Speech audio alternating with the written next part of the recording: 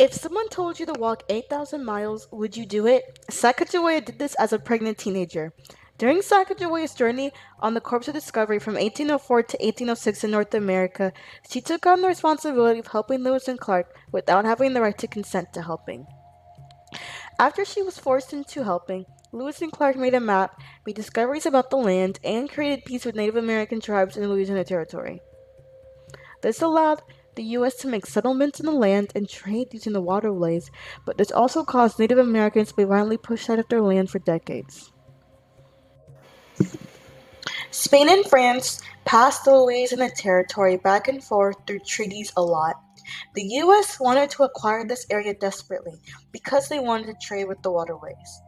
President Jefferson even said this little event of France possessing herself of Louisiana is the embryo of a tornado. After a lot of negotiation, the U.S. bought the territory from France for $15 million. The purchase was ratified on October 20th, 1803, and was 827,000 square meters of land. Because of the purchase, the president needed to send explorers there. During this time, Sacagawea was a young girl who was kidnapped by the Hidatsa tribe. Sacagawea was purchased by Toussaint Charbonneau as a wife there. She grew up among the Hidatsa people but was born a Lemi Shoshone. The Shoshone people were nomadic hunter-gatherers. They traveled on foot or on horses and wore basket hats or animal skin. They believed in telling stories to keep their culture alive. Jefferson sent a secret message to Congress asking for $2,500 to go on an expedition. That's $70,000 today. He wanted to send a dozen soldiers and an officer to explore the Missouri and locate a water route to the Pacific. Jefferson chose Secretary Meriwether Lewis. Lewis recommended William Clark, who served in the army with him. The expedition had Lewis and Clark as the leaders, an enslaved person named York, a French-Canadian hunter who lived among the Hidatsa people named Toussaint Charbonneau, Seaman the dog, Sacagawea, and the rest were soldiers and hunters. There were 45 people in total, and with that, the Corps of Discovery was formed.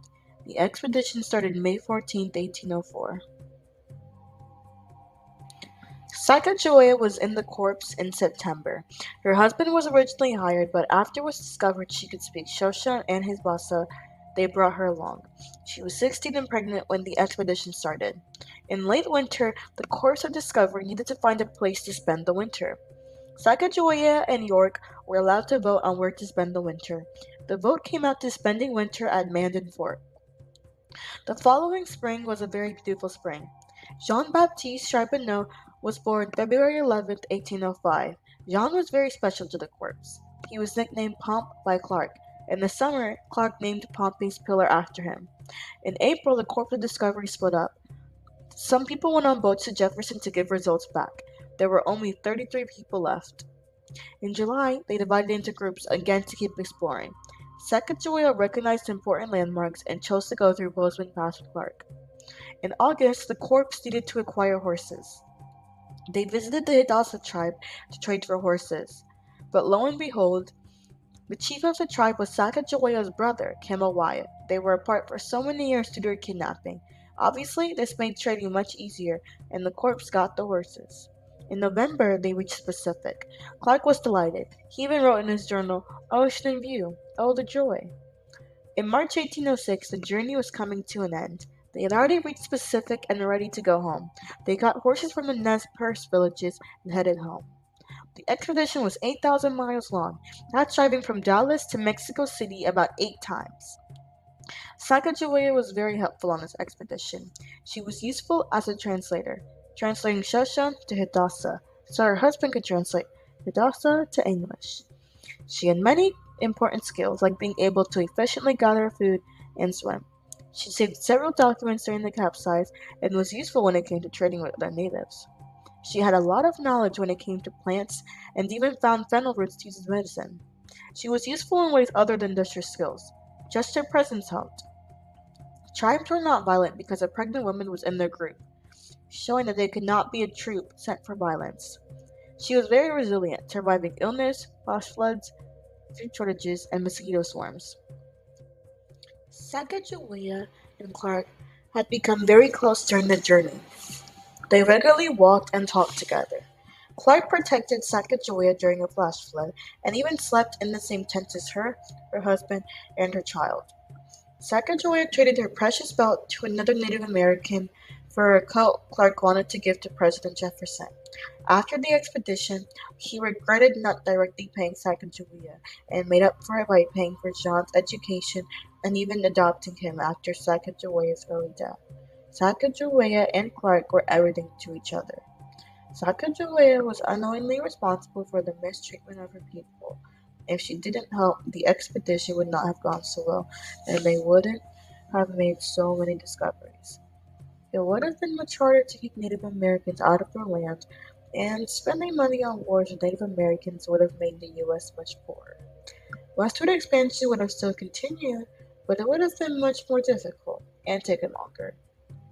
Several states would not have been fully developed by now, or the US could have given up and sold the territory to another country. Sacagawea did not have the right to consent on coming on the journey, though. She was a teenager and did not speak English.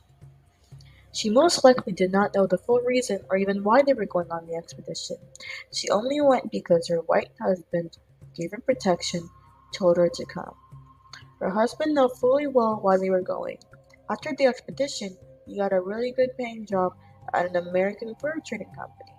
He used her to propel his career. As a woman trying to protect her family, she took on the responsibility of helping as much as she did. She did not have to find medicinal roots or even help during the capsize. That was not her responsibility, but she took on that responsibility out of care for her family. Sacagawea died an early death at the age of 24 in 1812. Her help on the expedition caused the expedition to go so well, increasing the movement of westward expansion. Some of the documents she saved were things like journals, maps, and plant observations. These maps showed how vast and rich the land was. These findings encouraged the belief called manifest destiny. Manifest destiny is a political belief that Americans were meant to keep exploring North America.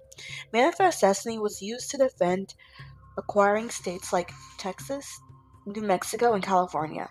Manifest Destiny was also used to defend westward expansion. Westward expansion is the actual acquiring and exploring of territories in North America. During westward expansion, the U.S. decided to further develop the settlements they already had. They wanted to remove Native Americans out of these areas and into the southern area of the Louisiana Territory. They wanted to move natives into states like Oklahoma and later Texas. They forcefully negotiated several treaties to the natives to make them give up their land. Eventually, the Indian Removal Act was passed. The Indian Removal Act removed natives from tribal lands near settlements and sent them to tribal land in the Southwest. This caused natives to be further displaced, erasing tribal culture. Native Americans were displaced to areas called reservations. Reservations were the undeveloped land they were moved to. Reservations are not currently as developed as cities like New York or LA. They are also known to not be managed well and crime ridden. Sacagawea is not an American hero. She is a Native American victim. She did not have the right to consent to helping on the expedition, and the responsibility of being a guide was forced onto her. With her contribution, she caused the expedition to be a massive success, heavily encouraging the manifest destiny belief and propelling westward expansion. Westward expansion greatly harmed and displaced her people.